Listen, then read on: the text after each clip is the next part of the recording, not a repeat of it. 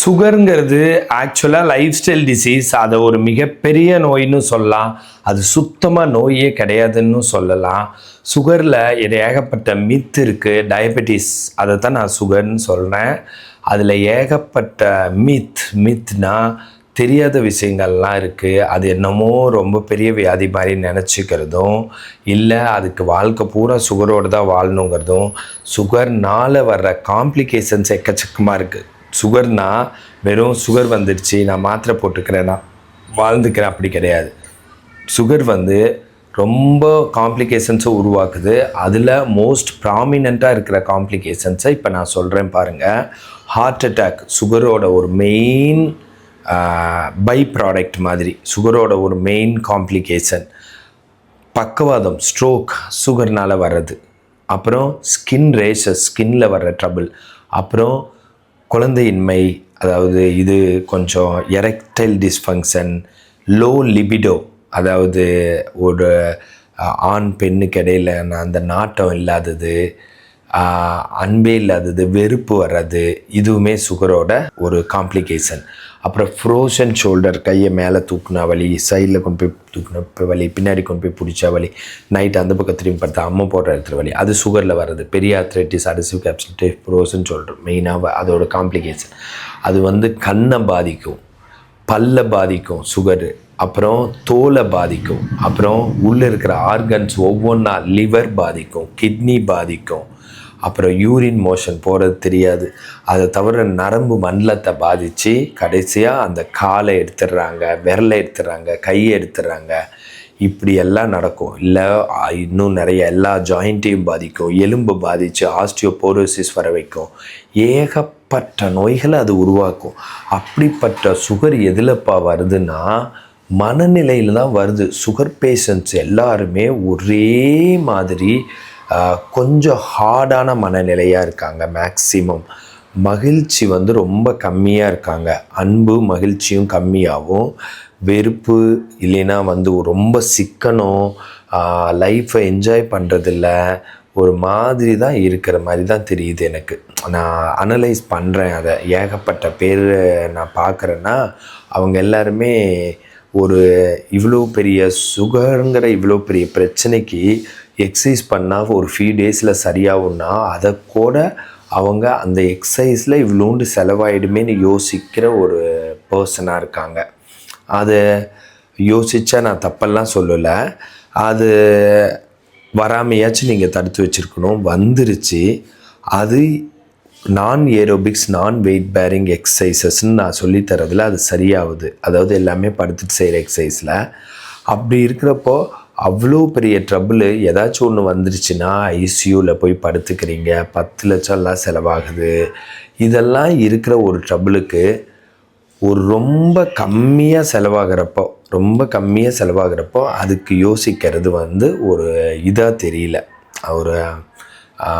அது ஒரு நார்மலாக தெரியல. நார்மலோ அது ஒரு இன்டெலிஜென்ட்டாக தெரியல. அது அறியாமை மாதிரி தான் தெரியுது. ரொம்ப இன்னசென்ட் அறியாமை மாதிரி தான் தெரியுது.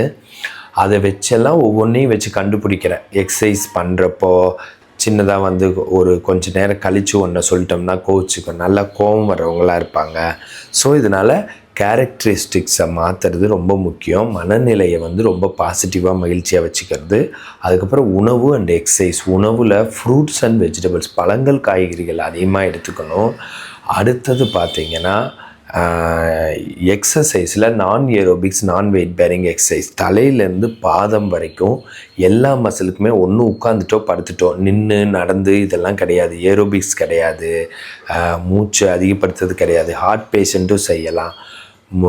முக்கால்வாசி எக்ஸசைஸ் மல்லாந்து படுத்துட்டு, ரைட்டில் படுத்து, லெஃப்டில் படுத்து, குப்புற படுத்து, கால்வாசி எக்ஸசைஸ் உட்காந்துட்டு. உட்கார்ற யோகா, படுத்து செய்கிற யோகா தான் அது.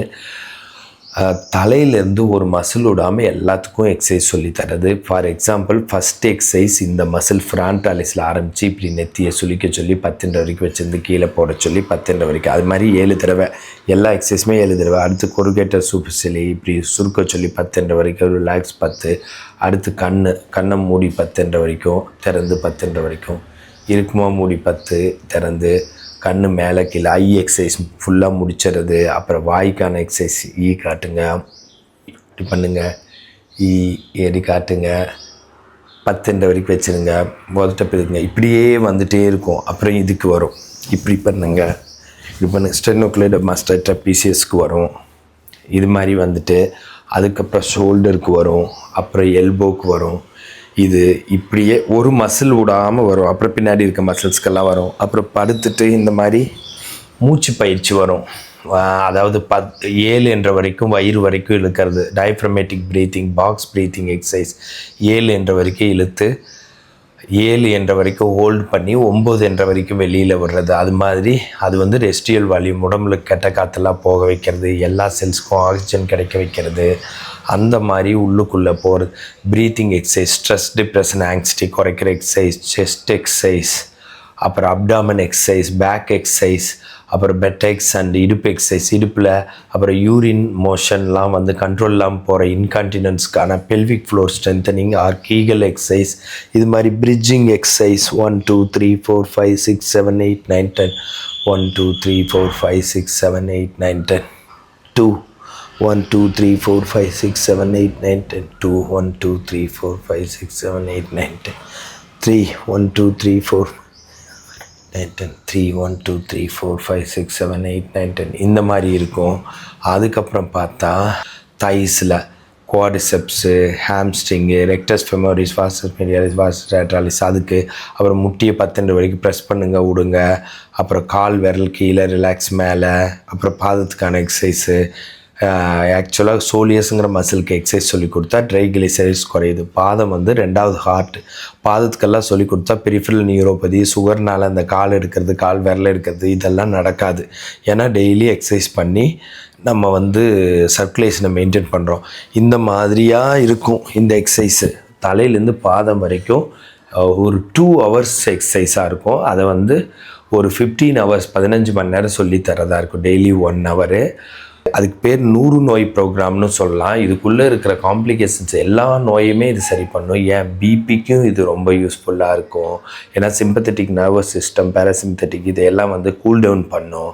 எல்லாமே ஜென்டிலாக 7 ரெப்பிட்டேஷன், நான் ஏரோபிக்ஸ், நான் வெயிட் பேரிங் இந்த மாதிரி எக்ஸசைசஸ் சொல்லி கொடுத்து டோட்டலாக ரிவர்ஸ் பண்ண முடியுது. சர்க்குலேஷன் அதிகமாகி அது என்ன பண்ணுதுன்னா செல்ஸு இன்சுலினோட ஹெல்ப் இல்லாமையே சுகரை எடுத்துக்குது செல்ஸு. அப்போ வந்து சுகர் ஆட்டோமேட்டிக்காக குறைஞ்சி போயிடுது.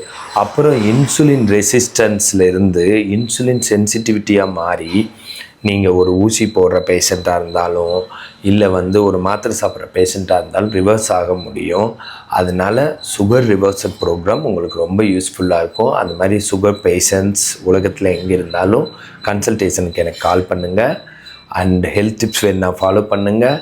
This Prakash physiotherapist.